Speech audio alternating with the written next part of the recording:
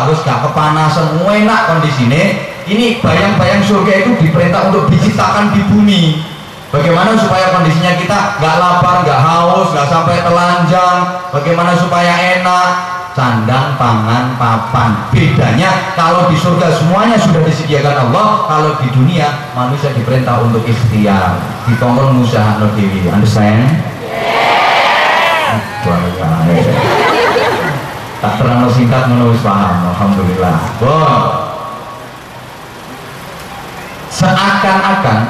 Seakan-akan ini koyo-koyo. Saya lebih senang pakai seakan-akan, bukan seolah-olah. Kalau seolah-olah itu pikiranmu mesti tekan gadokan. Berolah-olah. Allah mengatakan kepada manusia, Allah berfirman kepada manusia gini, hai manusia. Ini yang hadiri manusia apa enggak sih? Kok diem? Hai manusia. Nah, yang manusia masih seperempat, kurang kompak. Hai manusia. Ini enggak kudu ngono. Malaman pas maca Quran, ya ayyuhan nas, hai manusia, hai juga ya Allah.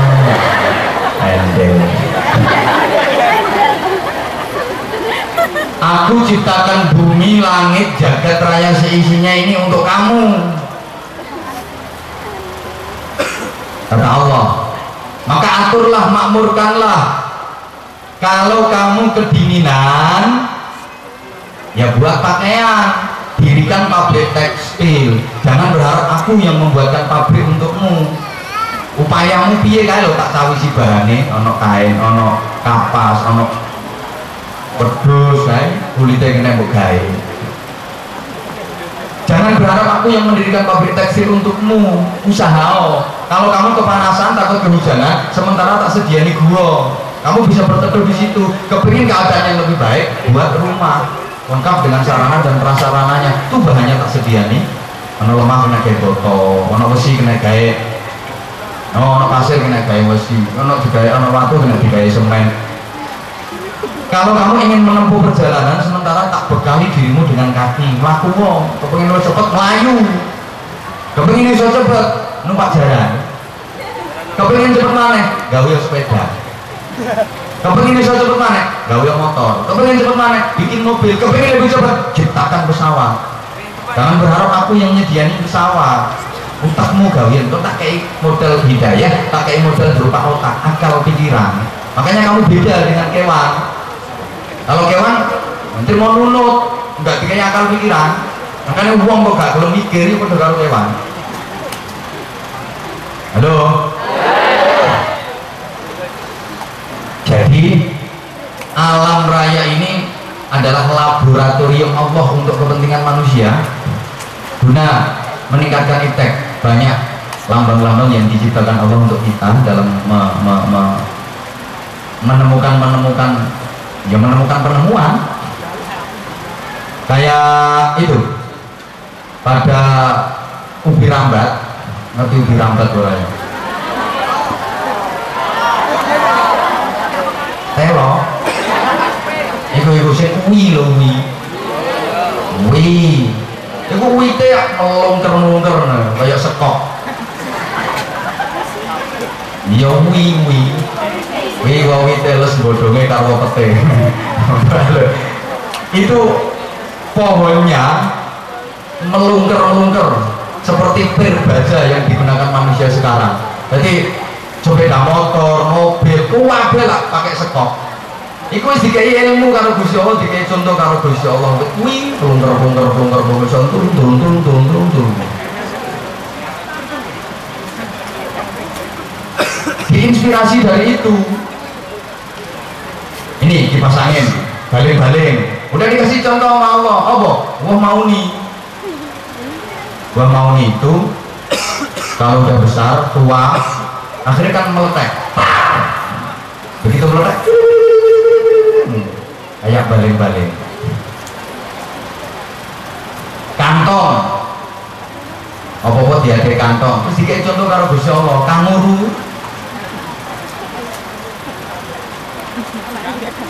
Terus bebek, bisa melakukan yang dibure banyu. Uang mosok kalah karo bebek. Nek bebek aja bisa jalan di atas air. Wong yo kudu iso. Carane piye? Gawe perahu. Mudah modern, mudah maju kapal. Terus sistem yang dipakai, sistem menyelam yang dipakai ikan itu betul-betul diterapkan dalam kapal selam. Wis kabeh dikai contoh karo Gusti Allah. Terbang pakai radar, kalong itu nek terbang nganggo radar. Karena orang-orang kalong masih orang aku bengi petem menubruk ya orang. Dia punya radar. Pesawat ditiru ibu. Terus manuk, Mbak, sama terus manuk, Mbak. Manuk sapa? Manuk sing duwe lar itu. Burung yang punya sayap. Burung. Gue sama itu mencap itu ngomong burung mencap. Burung itu kalau terbang, lihat begitu dia terbang pasti kakinya dilipat ke belakang. Ditiru pesawat itu begitu take off, ngerti itu take off misalnya sama orang tahu numpak pesawat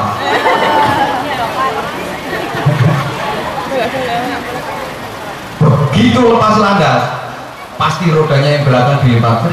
Tiru kok mantu. Ini tuntutan kita mengembangkan ilmu pengetahuan dan teknologi. Betapa kata ilmu dalam berbagai bentuknya di Al-Quran itu disebutkan sampai 854 kali. Kita prihatin akhir-akhir ini bahwa dulu Islam itu pernah jaya sekitar abad 8 sampai abad 11 Masehi. Islam pernah jaya, banyak sekali ilmuwan Muslim. Dulu biyen ku lawas misalnya. Ada Jabir Ibnu Khayyam, bapak ilmu kimia, julukannya bapak ilmu kimia. Ada Al-Kindi, penemu laboratorium, itu sebenarnya orang Islam. Al-Kindi, bukan Bakov Da Vinci, bukan. Penemu laboratorium itu Al-Kindi. Zakaria Ar-Razi itu penemu penyakit cacar dan darah tinggi. Wong Islam, sama nih rumah orang.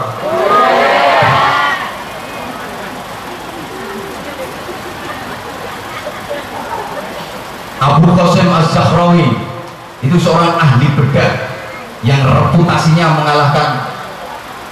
Coba sing ahli bedah yang terkenal. Hah? Dokter Baike. Wah, sama nih ilmu kesehatan atau orang bunuh. Belum lagi yang paling fenomenal Ibnu Sina. Nah, itu kenal. Entah sila ya roh. Raja di rajanya dokter. Dulu kan beliau Ibnu Sina itu raja di rajanya dokter dan penemu berbagai macam ilmu. Penemu obat bius itu juga orang Islam, namanya Ibnu Wafid. Tapi modelnya ulama biyen kan mau ketok. Akhirnya diakui wong-wong liya. Penemu pendulum itu sebenarnya juga orang Islam. Tapi yang terkenal kan Galileo. Iya. Ya. Terus penemu hukum gravitasi niku Isaac Newton. Iya. Wis ngomong jone itu bangga rohnya. Itu sebenarnya beliau dapat ilmu hukum gravitasi itu ketika jalan-jalan di kebun apel kan ngono ceritanya. Begitu terus menikah menaik enak gelis. Marah-marah, moro-moro ya. Di depannya ada apel yang jatuh. Plok, dia berpikir berarti bumi punya daya tarik. Ngono. Subhanallah. Sekarang kalau dulu kita punya kebanggaan ulama-ulama besar, orang-orang cerdik, Islam pernah jaya dengan munculnya ilmuwan-ilmuwan seperti itu. Tapi sekarang subhanallah kita kadang prihatin. Jeng non muslim itu wis iso tekan bulan, rata-rata wis iso hidup bulan. Lah sing Islam kene ape riyo geger perkara nyeneng-nyenengan bulan.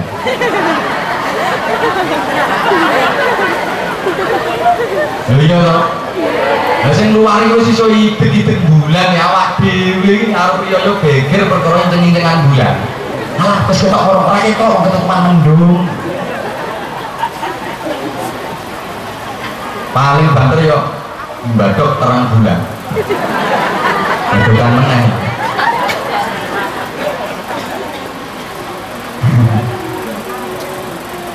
Kita kadang malu sama orang Yahudi. Yahudi sedunia itu populasinya nggak sampai 8 juta jiwa, nggak sampai 8 juta. Kita yang 7,7 miliar nggak berdaya menghadapi yang cuma 8 juta. Sampai diejek sama orang Yahudi. Kata orang Yahudi, kami hanya akan takut kepada orang-orang Islam kalau jamaah sholat subuhnya sudah bisa menyamai jamaah sholat Jum'ahnya. Kapan kira-kira orang Islam jamaah sholat subuh kodoh kalau jamaah sholat Jum'ah? Tunggu 1 Syawal. Iya, kalau 1 Syawal itu bisa jamaah sholat subuh menyamai jamaah sholat Jum'ah. Tapi masa aktifnya cuma 1 hari. Lewat itu hangus.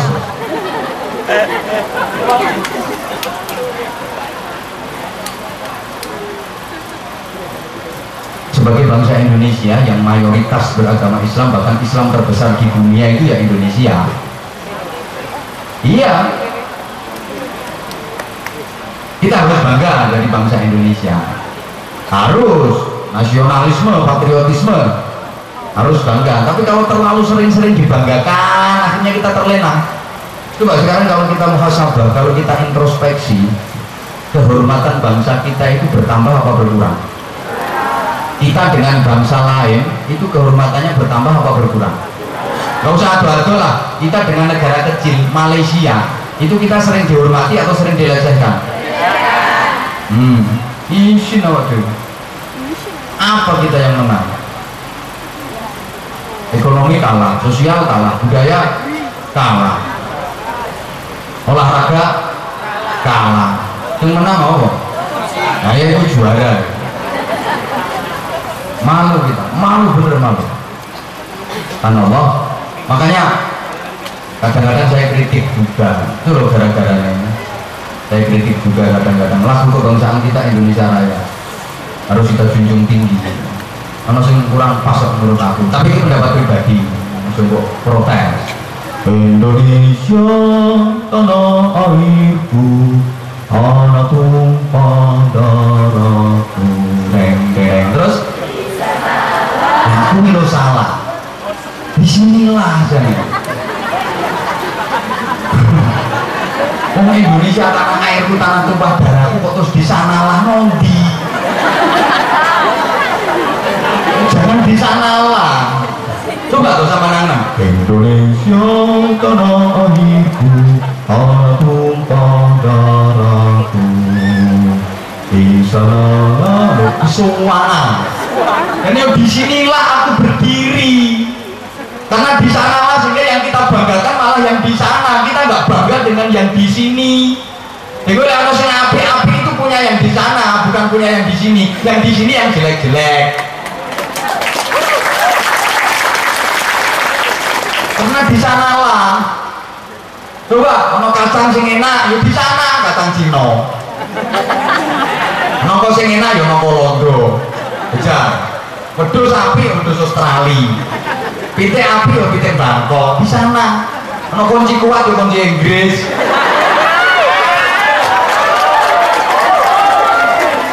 Rumput kuat, ya rumput Jepang. Masih kayak mundi, kayak gula, ya gula Jawa, dilewer kayak curek.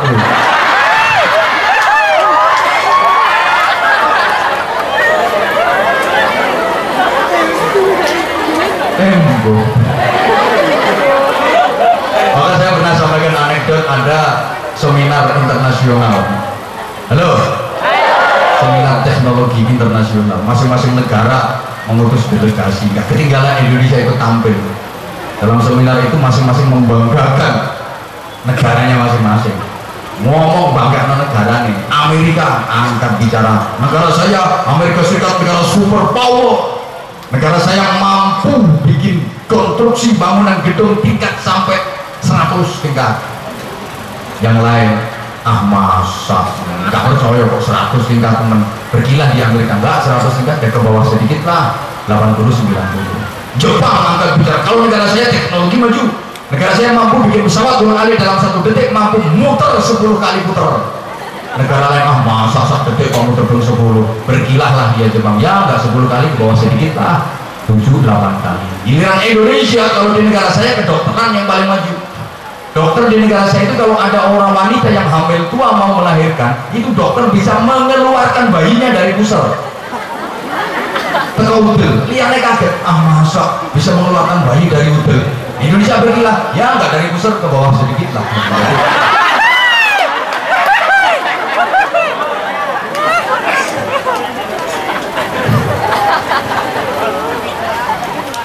Maka subhanallah, sering sampaikan itu, kita mayoritas Islam tapi konsolidasi budaya kita kalah.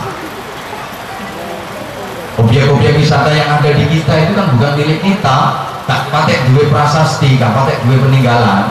Allahumma sholli ala Muhammad. Borobudur rame gitu bae wong Islam, Prambanan pokoknya sing rame-rame dikunjungi wisatawan, Bali rame gitu bae wong Islam. Ya toh? India negaranya Tuan Takur itu mayoritas penduduknya Hindu Buddha, tapi objek wisata di sana rata-rata milik orang Islam. Berarti Islam pernah sukses membangun peradaban di sana. Spanyol itu negara Nasrani. Spanyol itu sama negara ploso itu ngetan terus ya. Ploso ngetan terus orang becak paling cepetan tahun dengan kaya.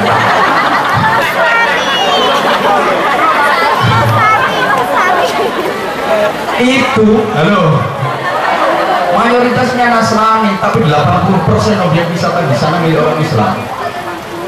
Ya alhamdulillah kita mulai ada wisata religi, Wali Songo mulai rame, Tuban ono Sunan Bonang, tapi sing rame alun-alun karo bom wayah kol, yo ora wayah kol tok bengi ra berliwat nggone pantai iki suwake lanang wedok manuk-manukan di sebelah kono. Lamongan punya Sunan Derajat, tapi Derajat jauh kalah ramai dibanding itu. Sehingga Mas misalnya kamu ke luar negeri, tanya orang luar negeri, where are you from, Mister? Bapak dari mana? Ngomong, I am from Indonesia. Kan di Indonesia. Oh, from Indonesia langsung Bali is good. Kaget dong, Indonesia, Bali is good. Paling hebat, luar biasa. Kita mau mengangkat Islam dengan mengatakan, but Nampel Moskow is good. Oh, masih Nampel lebih hebat. Ini kaget, penasaran, takon. Orang semua hebat ke Bali. Where Nampel Moskow? Di mana mesti Nampel? Gue jawab, in Surabaya. Di Surabaya. Dan dia ke Surabaya langsung komentar, Surabaya, Bali is good.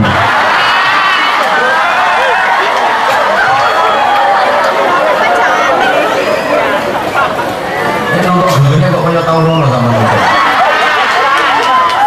Oh, difoto saya ini.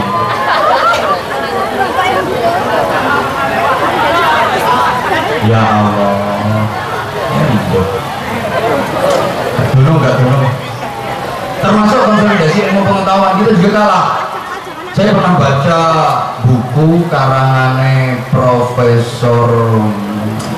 pokoknya Profesor Wong Pinter mana? Lali jenenge lali. Nah saya itu harus kadung lali biasanya orang ini.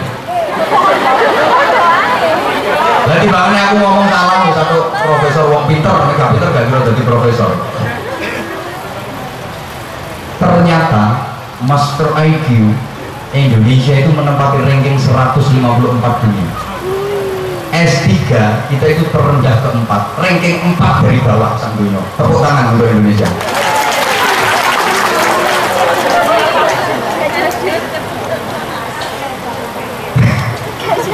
Paling suci dokter itu Israel. Makanya gak mau ceritanya Amerika Serikat wani kalau Israel gak mau ceritanya. Coba Israel musuhin negara di Amerika selalu berada di belakang. Jadi begitu. Kenapa? Karena produk teknologi dan persenjataan Amerika Serikat itu grand makernya orang Israel. Tenaga otaknya itu orang Israel. Nah Israel langsung dibelanya. Lalu Israel itu setiap 1 juta penduduknya 12.600 itu dokter. Coba. Nah ini Amerika cuma 6.500an dokter dari setiap 1 juta penduduk. Jepang 7.000, Jerman 5.000. India negara terbelakang, negara miskin, mata uangnya nilainya juga rendah, nilai tukar mata uangnya rendah. Hobinya mau nyanyi, bro. Iya kan, hobinya mau nyanyi kan.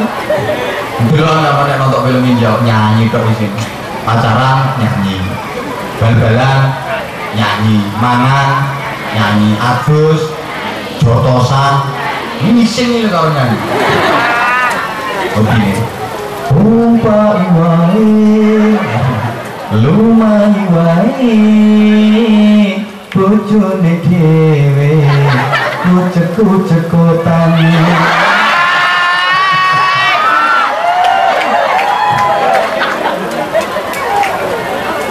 Tapi subhanallah India itu ternyata setiap 1 juta penduduk 3.500-nya adalah dokter. 500 dokter dari setiap 1 juta penduduk. Indonesia 1 juta penduduk dokternya 62. Disyukuri. Ini aja yang 50% dapat gelar dokter karena kuliah menurut sekolah. Yang 50% aspal asli tapi kualitas ekonomi. Nek dukun akeh di Indonesia. Iya. Dan yang sekarang lagi fenomenal yang subur radhiyallahu anhu.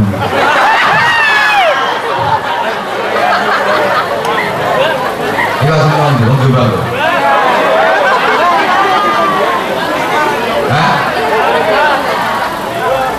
Biasanya yang aneh-aneh kan Jombang. Hebat kalau yang Jombang. Apa sih nggak kenal Hasyim Asy'ari, bahwa Rasulullah, Gus Dur, Cak Nun, siapa sih nggak kenal Nurholis Majid, Jombang. Tapi siapa sih nggak harus Rian,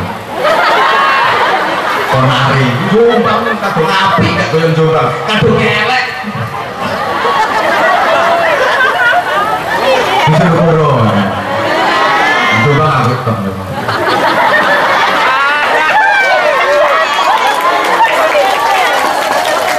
Jombang baik Jombang.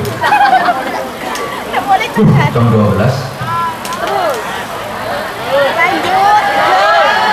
nyor-nyor dulu sampai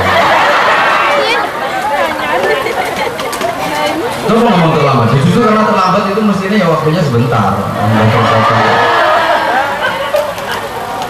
Ilmu saja ini mestinya satunya nanti akhlak, tapi karena waktunya udah terbatas, mohon maaf.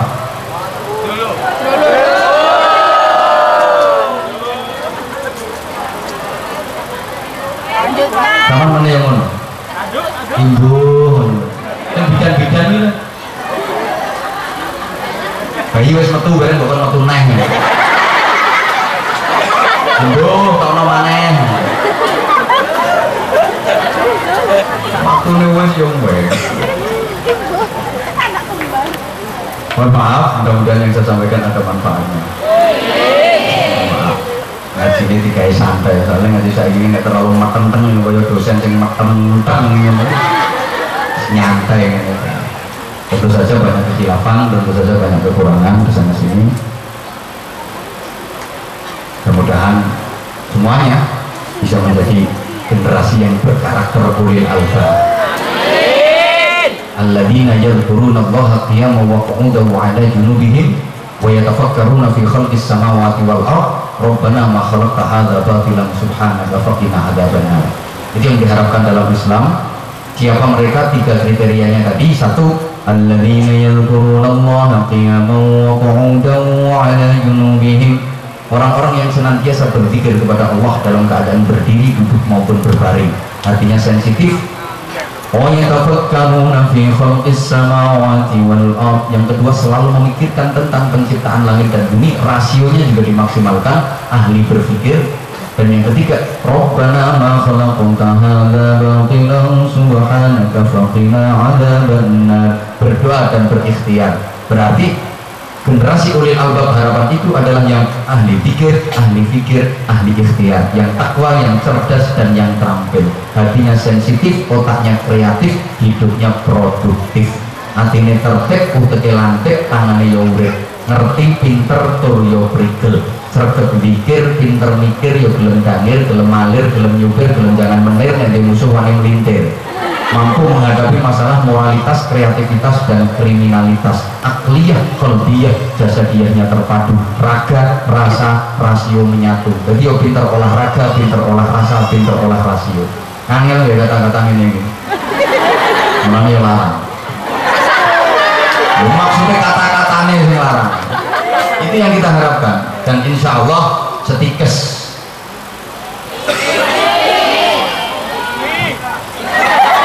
Yo adik semua, Ikatan Cendekiawan Medika. Yo Ikatan Cendekiawan Medika. Coba. Yo insan.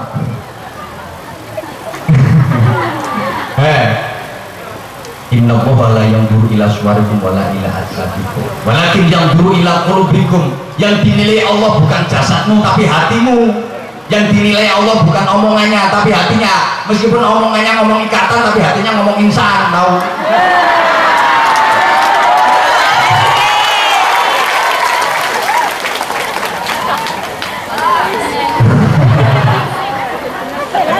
Insan cendekiawan Mesir. Cara kok ya.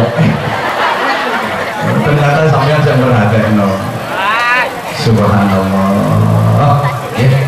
Mudah-mudahan semuanya betul-betul bisa menjadi ulil albab dan diharapkan, sehingga bisa mencapai kehidupan yang di dunia hasanah wa fil akhirati.